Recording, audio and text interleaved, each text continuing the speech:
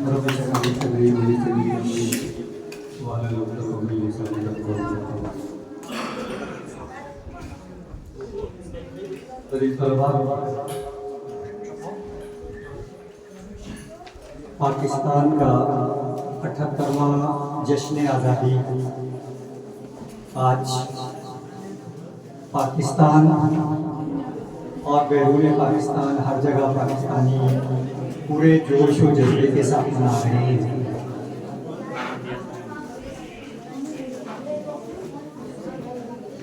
عزیز طلباء، یہ قیام پاکستان بری صغیر کے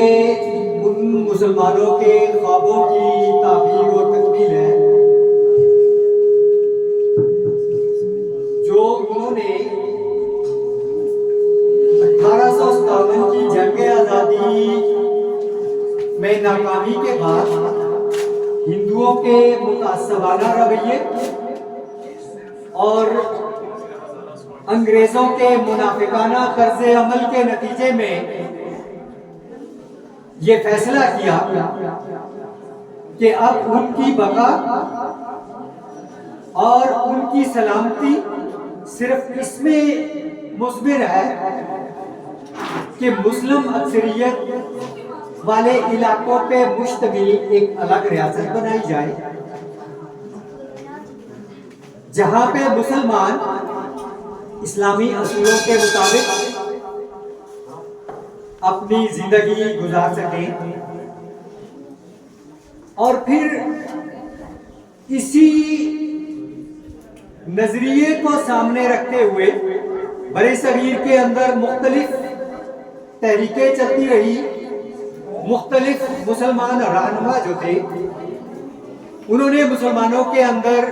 بیداری کی کوشش کی، اور بالآخر قائد اعظم محمد علی جناح جیسی ولولہ انگیز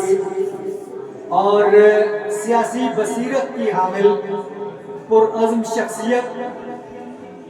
اور قائدانہ صلاحیتوں کے حامل فرد کی قیادت مسلمانوں کو حاصل ہوئی تو بالآخر 14 اگست کو پاکستان مرز وجود میں آیا. ہونا تو یہ چاہیے تھا کہ جب دو ریاستیں الگ الگ قائم ہو گئی تو ہر دو ریاستوں کے حکمرانوں کو یہ چاہیے تھا کہ اس خطے کے لوگوں کے معیار زندگی کو بہتر بنانے کے لیے، اس خطے سے غربت و افلاس کو مٹانے کے لیے، اس خطے کے لوگوں کو بنیادی سہولیات فراہم کرنے کے لیے وہ باہمی تعاون سے ایک دوسرے کے ساتھ مل کر کوششیں کرتے تاکہ یہ خطہ ترقی کرتا. لیکن بدقسمتی یہ ہوئی کہ ہمارا وہ پڑوسی ملک بھارت، اس کے حکمرانوں نے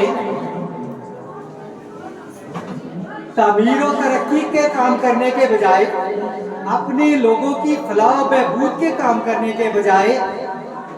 صرف پاکستان کے خلاف تقریریں کر کے، پاکستان کے خلاف نعرے لگا کے، پاکستان کے خلاف منفی جذبات کو ابھار کے ہمیشہ سے اپنے لوگوں سے ووٹ حاصل کرتے رہے اور انہیں اس ٹرک کی بتی کے پیچھے لگا دیا. اور نتیجہ یہ ہوا کہ 78 سال گزرنے کے بعد بھی آج بھی بھارت میں لاکھوں کے حساب سے لوگ رات کو سڑکوں پہ سوتے ہیں. اکثریت جو ہے وہ غربت کی اور افلاس کی زندگی گزار رہی ہے. اس کا ہر پارٹی کا حکمران جب بھی الیکشن قریب آتا ہے تو وہ ہمیشہ پاکستان مخالف نعرے لگا کے، پاکستان کے خلاف باتیں کر کے، پاکستان کے خلاف تقریریں کر کے ووٹ حاصل کرتے رہے ہیں. اور اس کے نتیجے میں اب آپ نے دیکھا کہ جب انہوں نے اپنے لوگوں کے جذبات کو بہت زیادہ بھڑکایا اور 8 مئی کو پاکستان کے خلاف مسلح کارروائی کی اور پاکستان کے خلاف جنگ چھیڑ دی، لیکن پاکستان کی پیشہ ورانہ صلاحیتوں سے بھرپور اور جذبہ ایمانی سے بھرپور مسلح افواج نے ایسا دندان شکن جواب دیا کہ جس نے بھارت کے 14 طبق روشن کر دیے، اور اس کے وہم و گمان میں بھی نہیں تھا کہ پاکستان اتنے مختصر وقت کے اندر اس قدر اسے نقصان پہنچائے گا کہ اس کی ساری فضائیہ جو ہے وہ گراؤنڈ ہو جائے گی۔ عزیز طلبہ، یہ ہماری بہادر مسلح افواج کی پیشہ ورانہ مہارت اور جذبہ حب الوطنی اور جذبہ ایمانی تھا کہ جس کے نتیجے میں پاکستان نے 1 گھنٹہ اور 45 منٹ میں بھارت کے 6 جدید ترین جنگی جہاز گرا دیے، اور بھارت مجبور ہو گیا کہ وہ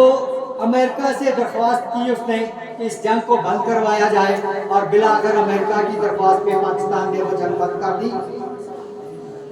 اس کے نتیجے میں عزیز طلبہ، وہ ممالک کہ جو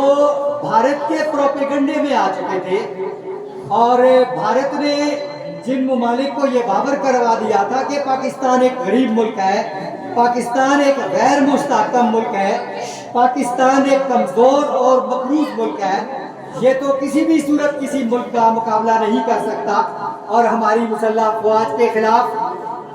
میڈیا کے ذریعے سے بھرپور پروپیگنڈا کیا گیا تھا۔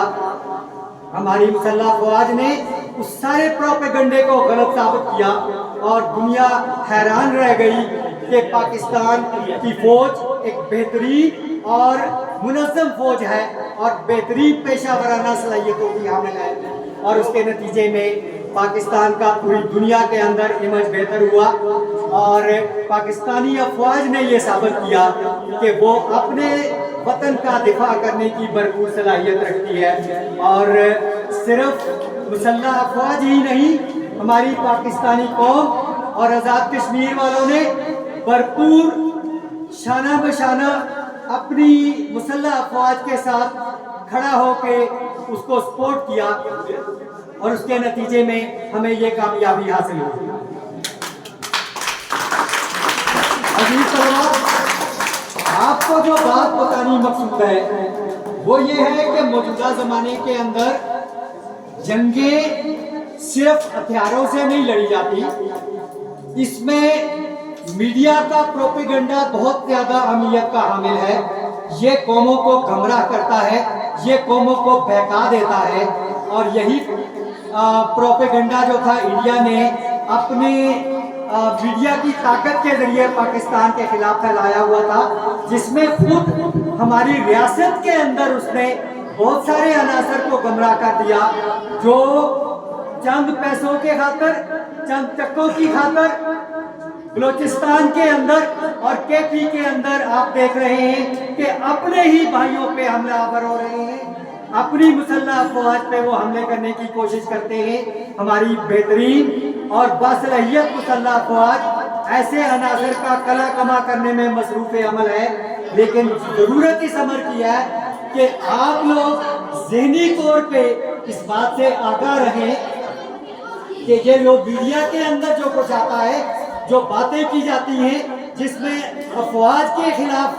آپ کے جذبات کو ابھارنے کی کوشش کی جاتی ہے، افواج کی بدنام کرنے کی کوشش کی جاتی ہے، افواج کے خلاف مسلح جتھے جو ہیں وہ منظم کیے جاتے ہیں، یہ ساری کی ساری کوششیں ہمارے دشمن کی ہیں، جو ہماری اس سرحد کے پار بیٹھا ہوا ہے، وہ اپنی بے پناہ دولت لٹا رہا ہے اس پہ۔ آپ لوگوں کو اس بات سے اویئر رہنے کی ضرورت ہے، اس بات سے باخبر رہنے کی ضرورت ہے کہ جو کچھ یہ سوشل میڈیا کے اندر، جو کچھ پرنٹ میڈیا کے اندر، جو کچھ الیکٹرانک میڈیا کے اندر ہماری مسلح افواج کے خلاف اور پاکستان کے خلاف جو بیہودہ پروپیگنڈا کیا جاتا ہے، یہ ساری باتیں دشمنوں کی ہوتی ہیں۔ کبھی وہ علاقائیزم کو ابھارنے کی کوشش کرتے ہیں، کبھی وہ لسانیت کو فروغ دینے کی کوشش کرتے ہیں، یہ سارے کے سارے منفی پروپیگنڈے ہوتے ہیں، جس کا مقصد یہ ہوتا ہے کہ ملک کے اندر جو